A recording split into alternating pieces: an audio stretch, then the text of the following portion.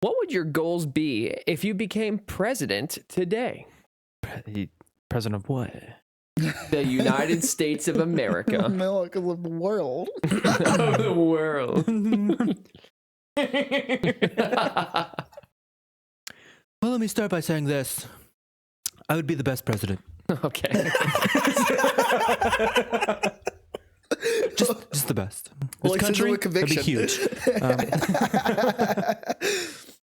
So, What would my goals be? yeah, so I don't want to like bring it to like political motivations from the prior elections, because I honestly don't even think, not that every issue isn't null, but there are a lot of issues that just don't even get put to the forefront that Yeah. should be major focusing There's like purposes. 3 major focusing points on any political race for the Yeah. last however many presidencies. And they're usually emotionally driven. Like this past election was like very big on like abortion and very big on like immigration, which are highly just very emotional topics for people rather than like truly the biggest issues facing our country in my opinion. They don't, because they're emotional, but they don't talk about like, I guess, numbers. Like how would immigration affect the country other than they took our gerbs? Like, But aside from like those issues, not to kind of like force you into one camp or the other, you as a person, what would you really want to focus on?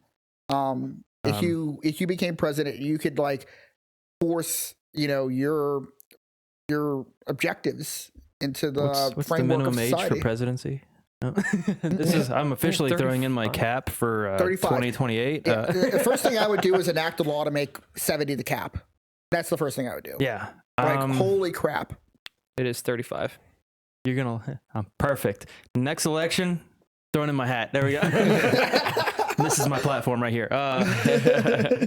Vote for Mike. What's your slogan? Number 1, there is nothing I can do for you. Anyway, so what would you do if you became president? What agendas would you try and like force through to be as a main topic And point? I'm not gonna say any of the words that are hot words, except for this one. Okay. And I'm only gonna use it unironically. Mhm. Bidenomics. Bidenomics. Okay. Bidenomics. Define. So people are blaming like the current president, Joe Biden, for the way the economy is. Right. And how like grocery prices have spiked. Mhm. I don't believe in that. Okay. I believe in corporate greed being the issue of that. Mm, So I feel like as the president of a country that owns, or I mean, the U.S. doesn't own certain companies, but they operate within the U.S., the president should be able to draw a line saying, all right, look, your bottom line, if we're going through such a bad time economically, why are you making more profit than you did in the last 20 years combined? yeah.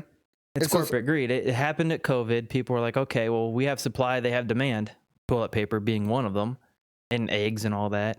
And the prices raised. And then COVID's not a huge deal anymore where, like, you know, we're shut down. We have to wear masks every day, everywhere we go. Why are the prices still skyrocketing? Mhm. Because the companies want to make more money. Yeah, I well, feel the like we companies should draw a can't line. lose money, right? They're not allowed to lose money. They're too big to fail. Yeah, you know? they're always going to succeed regardless of Yeah. whether or not everybody else is failing. Because how right? much does a roll of toilet paper cost to make? Probably, let's just throw a number out there, 17 cents, right? Why am I going to sell it for $10 Yeah. when before it cost me 17 cents to make before COVID, same price to make, and I sold it for like $2? Mhm. Why am I selling it $10? Because I want more money, you know? I feel like that would be, that's how you get the economy back into shape, is cut off corporate greed, try to draw a line. Like, you made so much money, you're done. Yeah, but that's like really hard to do, and I don't want to drag it to like the lobbying topic really quickly, but like you can't really make it in politics without having some companies in your back pocket. To I support would you never make financially. it, because I would look out for the people, not the companies. Mhm. So But, I I mean, would you're not- never make it. You're not going to get advertised, right? Exactly. But that's not the question, I guess. The question is what you would do if you were there. So that's one thing you're doing. That's is one you're- thing I'm doing for sure. Other than I'm gonna try to avoid the hot topics, like you said, abortion, immigration, and all that. If you want to talk about it, we can. I don't I mind mean, talking if we about talk about immigration, we're all immigrants. it. Yeah. We were born here, but we weren't from here. type deal. We all came here. Unless you're native, then you're from here. But I mean, we took this land from the natives. We are the immigrants. Why are we trying to stop other people from? Yeah, I think the most realistic There's a way to come over that is acceptable if you want to be a citizen. But I'm going to be honest, I haven't heard a single person who doesn't have that take. And that's anecdotal for the people I know, but I feel like everybody's in agreement with this. Or hot takes? I'm just, I mean, really. I mean, I'm just saying, like, everybody's like, hey, I'm for immigration. We're all immigrants. Let's just do it correctly. I haven't heard anybody who has said it otherwise. Yeah, so why aren't we doing that? The hard thing is like, what do you do about the immigrants that are physically here right now? Is it ethical to uproot people who have been here for 5-10 years? No. But even if they're here illegally, I say no. But they're here taking resources from American people that, otherwise should go to them, right? Like they are paying people with our tax dollars to live here, right? That is a factor. I can see either way right now, right? So, but it is a factor. Like me and you were both in the military. Right. If you were doing something, let's say wrong, because, the illegal immigration's wrong. Let's say you were doing something wrong. What would your superiors do? Or the people higher ranking than you? They would train you to do it right. Or like retrain you to do something right. So if you know you have someone here illegally, instead of deporting them, especially if they've been here illegally for 5, 10, however long years, why send them back to somewhere that they're no longer familiar with? Because a lot can happen in 5, 10 years in whatever country they're from. Let's start training them to be legal citizens. Like, hey, you need to go to this class. Like, I know you're here. I'm not going to deport you, but you need to start taking this class. You need to become an American citizen legally. Mm-hmm. We can kind of flip it on that to where they're now legal. We don't have to worry about illegal immigrants. So I have generally liberal opinions on this, generally. But for the sake of good debates, I think I will try and take a more conservative stance. Did I just agree with you? No, you don't agree with me. I totally agree with you. Let's debate, but in agreement. I think you're totally right here. Can't have any of that. We got to divide this country as much as possible. We got to get to this Civil War movie as fast as possible. Movie? I'm talking about Civil War number 2.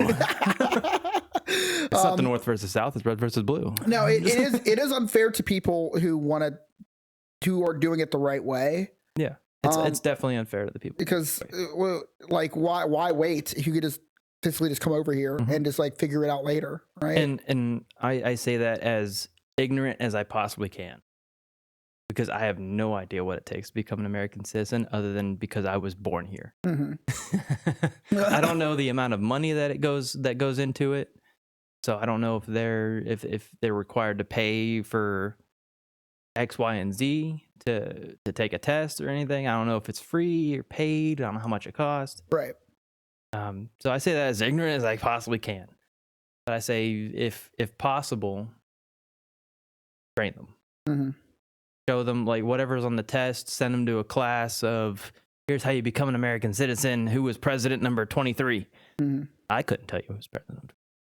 I still won't be able to tell you after this. I can say that I can tell you number 1 is George Washington. Yeah, I think that having some kind of stake in the country is the single most important factor.